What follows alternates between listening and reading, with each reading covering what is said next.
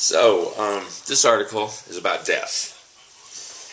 An ongoing theme in my life, it appears. But specifically, 2 years ago, I was working in Denver as a coach operator for RTD, a contractor to RTD. I was driving a full-size city bus, working 7 days a week, 8, 10 hours a day. I was in heaven, making lots of money, putting lots of money in the bank. And then one of our drivers, out of 300 drivers, one of our drivers killed 2 people. And she was, of course, charged with manslaughter for doing that because it was her mistake that caused those people's death. And it wasn't so much a mistake as something she did on purpose. I worked for a company called Veolia. And one of the things we did as coach operators, to keep a bus on time, you either drive 5 miles an hour over the speed limit or 5 miles an hour under the speed limit, to either make up time or get rid of extra time. That's just how you operate a bus. Well, when you're 5 miles per hour over the speed limit and you come up to a quick yellow, you go through the light. If you were to slam on the brakes and try to stop for that quick yellow, you'd probably physically harm half the people in your coach. So we might run a red light by 1 to 2 seconds. Okay, she ran it by probably 4 seconds. It was a blind intersection where she could not see what was coming from the right. It was a one-way on the right. She hit a car. She hit 2 cars, actually, and she killed the people in the first 2 cars. A man and a woman who were engaged, and all their friends thought they were the perfect couple and that they would probably grow into the perfect family.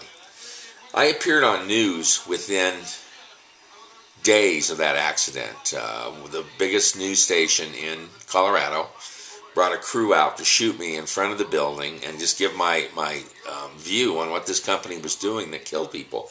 Not a year before, less than a year before, one of their operators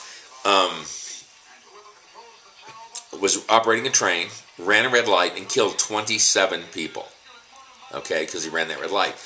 He ran the red light because he was playing with his cell phone instead of driving the train.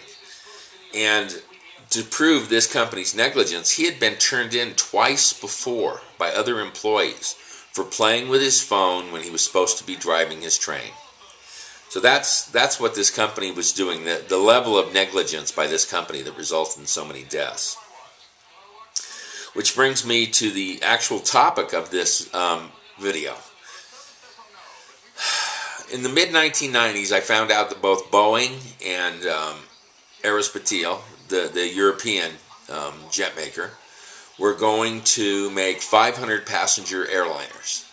And I got very distraught. I thought, oh great, now when 2 of those run into each other, we can kill 1,000 people. The worst aviation accident in history happened at Tenerife in the Canary Islands about 25 years ago, and basically 2 747s ran into each other on the runway. One at takeoff speed.